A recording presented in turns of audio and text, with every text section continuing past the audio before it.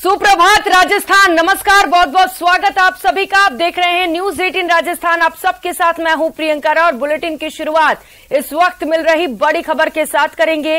दौसा से बड़ी खबर सामने आ रही है। दौसा में 2 गुटों में पथराव हुआ है। पथराव में गुट के 3 लोग घायल बताए जा रहे हैं। बारात को लेकर दोनों गुट आपस में भिड़ गए। पथराव में जो लोग घायल हुए थे उन्हें अस्पताल में भर्ती करा दिया गया है। तो तस्वीरें आप देख पा रहे हैं, पूरे क्षेत्र में हड़कंप मचा हुआ है। पुलिस भी मौके पर पहुंची हुई है। पूरे मामले को लेकर जानकारी इकट्ठा की जा रही है। सहयोगी आशीष हमारे साथ जुड़ चुके हैं। आशीष, क्या हुआ था वहां पर, किस बात को लेकर मारपीट हुई और क्या कुछ अपडेट मामले पर? बिल्कुल, करीब ये रात का पूरा घटनाक्रम है। एक बारात नागौरी पुलिया से मुर्शिदनगर में जा रही थी। इसी दौरान कुछ समाज कंटकों ने बारात पर पथराव किया, जिसके कारण ये पूरा घटनाक्रम हुआ। इसमें 3 लोग घायल हुए हैं, जिसमें एक मासूम बच्ची के साथ एक महिला और एक पुरुष शामिल हैं। तीनों को पुलिस ने रात को अस्पताल में भर्ती कराया गया है और उनको तीनों को डिस्चार्ज भी कर दिया गया है।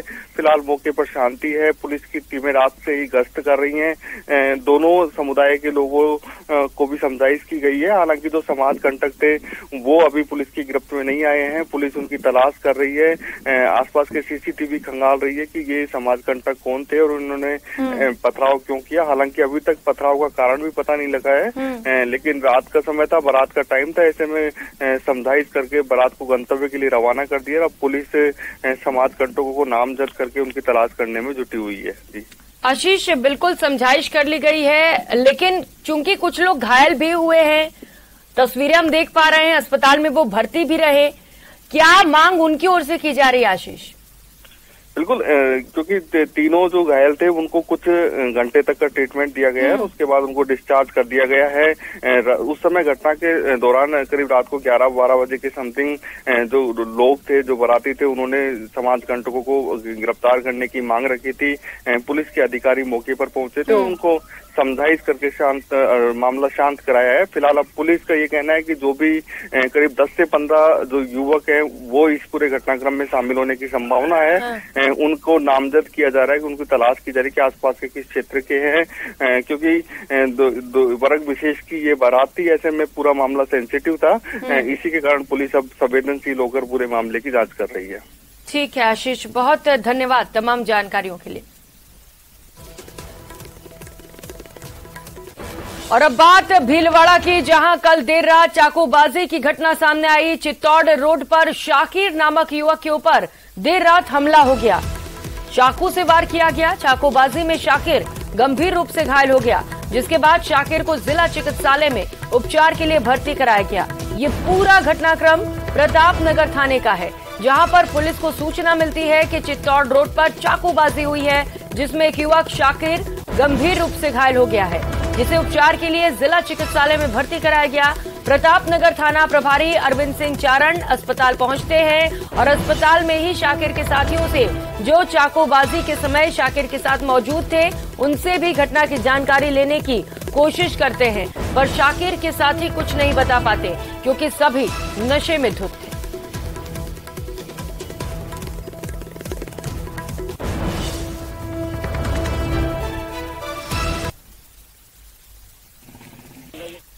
रात को भीलवाड़ा हॉस्पिटल से इतला मिली किसी व्यक्ति के साथ चाकूबाजी होगी। जिस पे हॉस्पिटल पहुंचे तो मालूम चला 3 लड़के थे, जिसमें से एक लड़के शाकिर के साथ किसी अज्ञात लोगों ने गाड़ी में आए, उन्होंने उसके साथ मारपीट की और उसके साथ चाकूबाजी की। उसके दोनों साथी अभी घटनास्थल पर बता नहीं पा रहे, इसके बारे में तफ्तीश की जाएगी। तो घायल युवक को अस्पताल में भर्ती कराया गया है। चाकूबाजी की ये घटना, जिसे लेकर जांच लगातार जारी है। राहुल सहयोगी इस वक्त हमारे साथ जुड़ चुके हैं। राहुल, कुछ पता चल सका कि कौन थे वो लोग जिन्होंने इस घटना को अंजाम दिया है? और अब तो दोस्त नशे में आ गए होंगे, उनकी ओर से कुछ निकलकर सामने आ पाई जानकारी? जी प्रियंका, देर रात तक पुलिस लगातार जो चित्तौड़ रोड है वहां छानबीन करती रही। उसके जो साथी थे उनको लेके घूमती रही। घटनास्थल, जो कम घटनास्थल, उसको जानने के लिए लगातार पुलिस उनसे पूछताछ करती रही। देर रात तक, जब तक हम वहां थे, जब तक ऐसी कोई सूचना बाहर नहीं आई, पर पुलिस लगातार प्रयास करती रही। सीसीटीवी फुटेज खंगालने तो पुलिस जुट गई, उन्होंने लिया, सीसीटीवी फुटेज भी वहां से लिए हैं। हो सकता है अभी जो पूछताछ पुलिस कर रही है उसमें ये सामने आ जाए। सबसे बड़ी बात ये, जब पुलिस को सूचना मिली तो प्रतापनगर एसएचओ अस्पताल पहुंचे, उनसे बातचीत करने की कोशिश की तो किसी भी हालत में बातचीत करने की नहीं थे, नशे में धुत थे। उसके बाद एसएचओ मौके पे भी पहुंचे, चित्तौड़ रोड पे, उनको भी साथ ले गए, पर वो स्पष्ट रूप से कोई बात नहीं बता पाए। और जो गंभीर रूप से जो शाकिर घायल था उसको देर रात उदयपुर भी रेफर कर दिया गया, क्योंकि उसकी स्थिति गंभीर बनी हुई है, इसलिए उदयपुर भी रेफर कर दिया गया है। हाल फिलहाल देर रात तक पुलिस इस मामले में छानबीन करती रही, उनसे पूछताछ भी करती रही। और पुलिस, जब हमारी एसएचओ अरविंद सिंह चरण से बात हुई तो वहाँ पे जो डिप्टी है, जो सदर है योगेश शर्मा, वो भी मौजूद थे।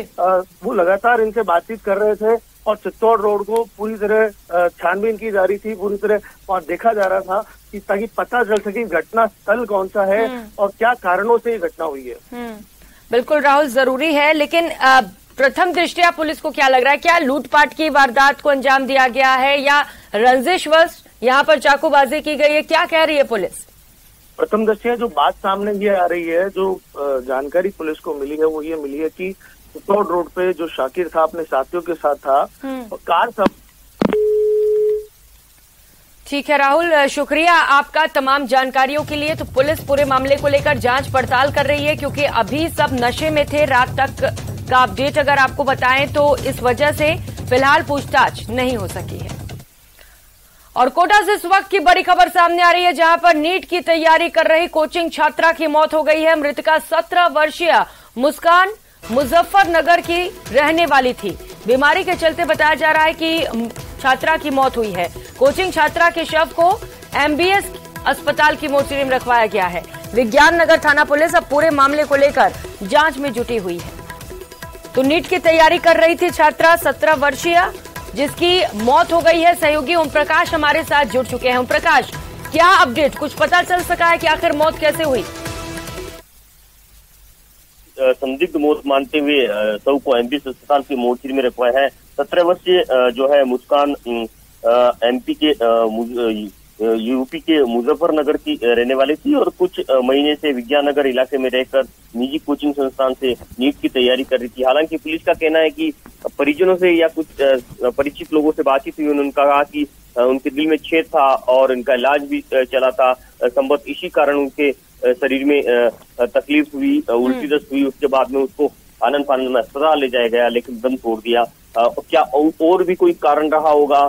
क्या कहीं आत्महत्या तो नहीं है, कुछ खाया पिया तो नहीं है? इन तमाम पहलुओं पर पुलिस जांच करने में जुटी हुई है। परिजनों को सूचित कर दिया गया है। परिजन कोटा पहुंच चुके हैं। थोड़ी देर बाद में एमबीएस अस्पताल की मोर्चरी पहुंचने के बाद पुलिस से बातचीत होगी, तब और कुछ खुलासे हो सकते हैं। फिलहाल ये कहा जा सकता है कि 17 वर्षीय कोचिंग छात्रा के को अस्पताल की मोर्चरी में रखवाया है। परिजनों का रो रो कर बुरा हाल है, क्योंकि नीट की तैयारी कर रही थी और डॉक्टर बनने का सपना लेकर कोटा आई थी, लेकिन संदिग्ध मौत के बाद कई बड़े अब सवाल खड़े हो रहे हैं। हालांकि प्रारंभिक जांच में बीमारी के कारण मौत बताया जा रहा है, लेकिन कोचिंग छात्रा की मौत होने के बाद अब पुलिस महकमे में भी हड़कंप मचा हुआ है। तो तमाम कारणों पर, तमाम पहलुओं पर जांच करने की बात कह रही है। विज्ञान नगर थाना पुलिस पूरे मामले की जांच कर रही है। जी बिल्कुल ओम प्रकाश, आप भी नजर बनाए रखिएगा। बहुत शुक्रिया तमाम जानकारियों के लिए।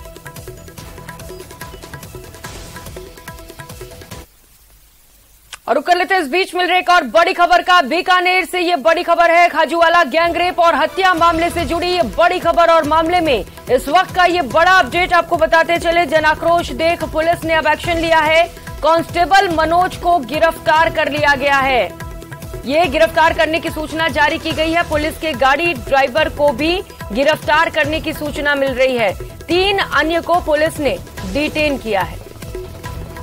तो कांस्टेबल मनोज को गिरफ्तार करने की बड़ी सूचना सामने निकल कर आ रही है। लगातार परिजनों की ओर से गिरफ्तारी की मांग की जा रही थी, इसे लेकर धरना प्रदर्शन किया जा रहा था और यही वजह है कि प्रेशर, दबाव पुलिस के ऊपर, और अब ये कार्रवाई की गई है। बड़ी सूचना निकलकर सामने आ रही है कि कांस्टेबल मनोज को गिरफ्तार कर लिया गया है और पुलिस के गाड़ी के जो ड्राइवर था उसे भी गिरफ्तार करने की सूचना मिल रही है। उसके साथ साथ 3 अन्य को भी पुलिस ने डिटेन किया है।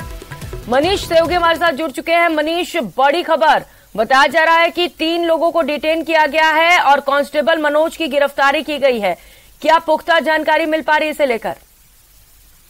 तौर पर जिस तरह से घटनाक्रम सामने आया तो उसके बाद में डीसी ने लंबी बैठक की है। इसके अलावा कल डीसी साहब ने खुद ने बताया था कि जो गिरफ्तारी है वो आज रात तक या कल तक जरूर हो जाएगी और जो मुख्य आरोपी है उसको भी जल्दी ही पकड़ लिया जाएगा। इसके अलावा जो पूर्व सीआई है अरविंद सिंह, उसको तुरंत प्रभाव से सस्पेंड करने के आदेश भी कर दिए जाएंगे। तो निश्चित तौर पर ये बड़ी कार्रवाई करने का जब आश्वासन दिया तो उसको लेकर के 4 दिन से जो गतिरोध चल रहा था वो समाप्त हुआ। उसके बाद ही जो युवती थी, मृतका थी, उसके परिजन जो है वो शव लेने को राजी हुए और बाद में इस युवती के शव का अंतिम संस्कार भी कल देर शाम तक कर दिया गया। जी मनीष, क्योंकि मुख्य मांग थी परिजनों की ओर से कि सबसे पहले गिरफ्तारी की जाए, अब क्या घर वाले संतुष्ट हैं पुलिस की कार्रवाई से?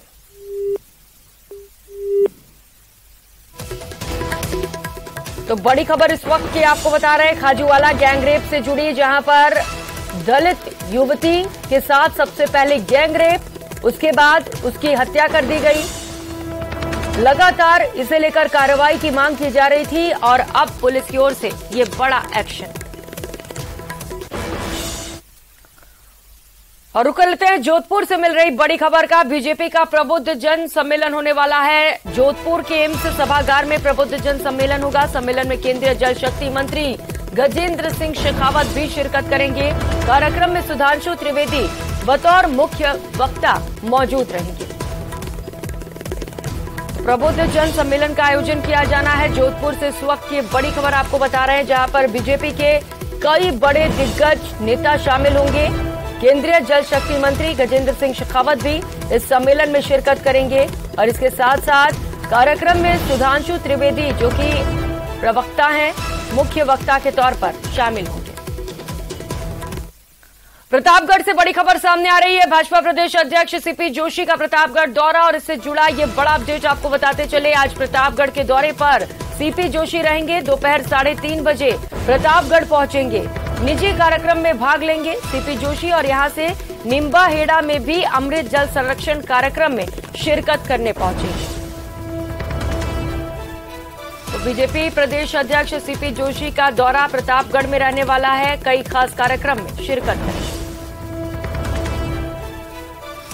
तो बीजेपी अगले महीने कांग्रेस सरकार के खिलाफ बड़ा प्रदर्शन करेगी। शुक्रवार को हुई बीजेपी की कोर कमेटी की बैठक में आगामी कार्यक्रमों को लेकर चर्चा हुई। साथ ही केंद्रीय नेताओं के दौरों की तैयारियों को लेकर भी मंथन हुआ। साथ ही तय हुआ कि अब जिला स्तर पर भी बीजेपी सक्रियता बढ़ाएगी।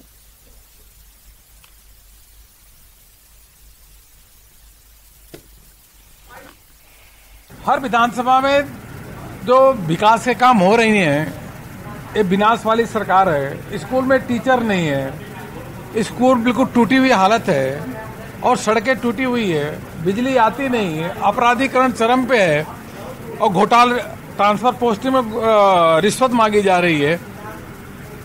इसको ध्यान में रखते हुए कि विधानसभा क्षेत्र में चार्जशीट तैयार की जाएगी। अशोक गहलोत के खिलाफ, सरकार के खिलाफ FIR दर्ज होगी। सभी विधायक और सांसद अपने अपने क्षेत्र में बैठेंगे और जनता का FIR लिखेंगे सरकार के खिलाफ। आगामी माह में और कई कार्यक्रम बनने वाले हैं।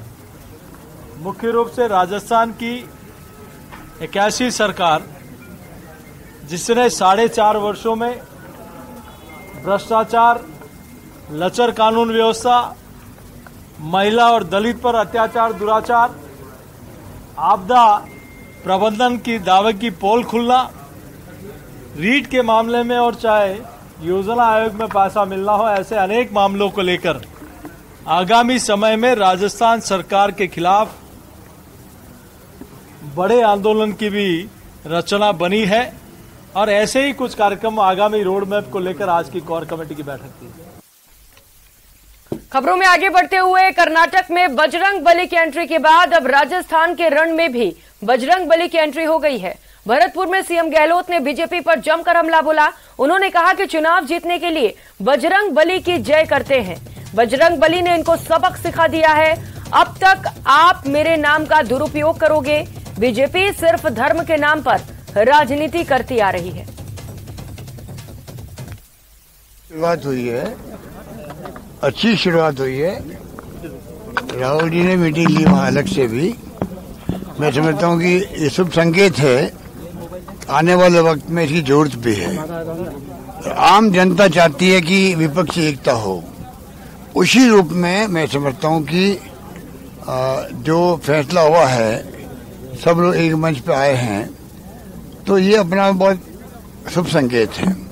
दूसरा क्या है, जो हालात देश में बिगड़ते जा रहे हैं, आप बताइए कि मणिपुर के अंदर 100 लोग मारे गए। 100 लोग किसे कहते हैं? क्योंकि नॉर्थ ईस्ट छोटा प्रदेश है, 30 लाख की आबादी है, 100 लोग मारे गए वहां पर। और ये लोग कैंपेन करते गए कर्नाटक के अंदर, चुनाव के अंदर। आप बताइए कि किसी राज्य में आग लग जाए, सब काम छोड़ के पहुंचना पड़ता वहां पे, तो पब्लिक को लगता भी कि हाँ प्रधानमंत्री आए हैं, गृह मंत्री आए हैं, हमारी चिंता कर रहे हैं, कौन को हल करेंगे जो समस्या हमारी है। कॉन्फिडेंस बढ़ता है तो सतही फिर डिफीट होता मामला। दुर्भाग्य से किसी ने परवाह करी नहीं, चुनाव जीतने के लिए बजरंग बली की जय हो क्या के वोट मांगते रहे, और बजरंग बली जी ने भी इनको सबक सिखा दिया। तो वहीं बजरंग बली को लेकर सीएम गहलोत के दिए गए बयान पर बीजेपी ने पलटवार किया। बीजेपी प्रदेश अध्यक्ष सीपी जोशी ने कहा, इस चुनाव में ध्यान पड़ जाएगा कि बजरंग बली घोटा किस पर चलाते हैं। वहीं केंद्रीय मंत्री गजेंद्र सिंह शेखावत ने कहा कि अब की बार बजरंग बली उन्हें धोबी पछाड़ देंगे।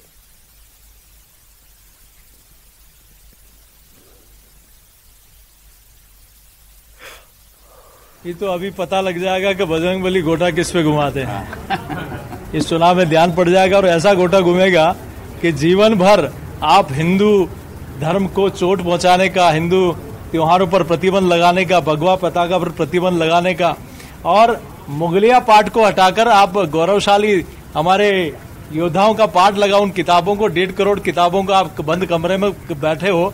महाराणा प्रताप आपको पसंद नहीं, महाराजा सूरजमल आपको पसंद नहीं, लेकिन आपको अकबर महान पसंद लगता है, इसलिए वो पाठ हट गए और आपने उन किताबों को डंप कर दी। वो राजस्थान की जनता कभी मैं अशोक गहलोत सरकार ने तुष्टीकरण की नीति के साथ में काम किया है, और उनकी तुष्टीकरण की नीति के चलते हुए जिस तरह से राजस्थान जो शांतिपूर्ण सौहार्दपूर्ण प्रदेश था, उसमें जिस तरह का वैमनस्य फैला है, जिस तरह से राजस्थान में दंगों पर दंगे हुए और बहुसंख्यक समाज की भावनाओं को चोट पहुंचा करके अपने वोट बैंक को खड़ा करने का जो कुत्सित प्रयास माननीय मुख्यमंत्री जी ने किया है, अब की बार बजरंगबली निश्चित रूप से उनको धोबी पछाड़ इसके कारण से देने वाले हैं। रुक कर लेते एक और बड़ी खबर का। प्रधानमंत्री नरेंद्र मोदी मिस्र के लिए रवाना हो चुके हैं। वॉशिंगटन से मिस्र के लिए प्रधानमंत्री नरेंद्र मोदी रवाना हुए हैं। एयरपोर्ट पर पीएम मोदी को सलामी दी गई। पीएम का 2 दिवसीय मिस्र का दौरा है। तो वॉशिंगटन से अब प्रधानमंत्री नरेंद्र मोदी मिस्र के दौरे के लिए रवाना हो चुके हैं। तस्वीरें उस दौरान की आपको दिखा रहे हैं जहां पर उन्हें एयरपोर्ट पर सलामी दी गई। और इसके साथ साथ आपको बता दें कि मिस्र में प्रधानमंत्री नरेंद्र मोदी 2 दिनों तक रहने वाले हैं और कई खास कार्यक्रम में शिरकत करेंगे।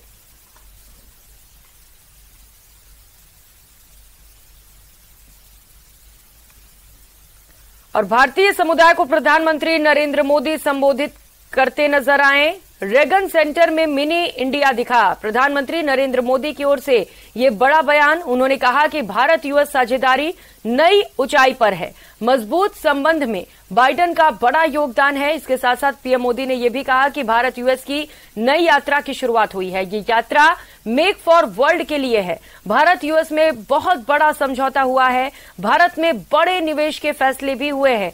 भारत लोकतंत्र की जननी है। यूएस हमारा सबसे बड़ा साझेदार है।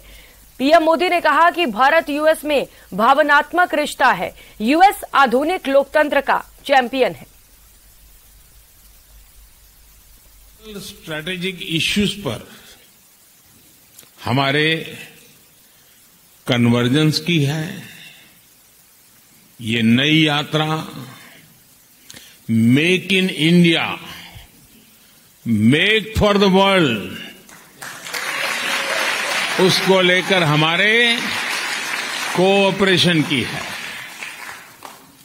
टेक्नोलॉजी ट्रांसफर और मैन्युफैक्चरिंग में हमारा आपसी सहयोग हो, या फिर इंडस्ट्रियल सप्लाई चेन में बढ़ता तालमेल, दोनों देश एक बेहतर भविष्य की ओर मजबूत कदम उठा रहे हैं।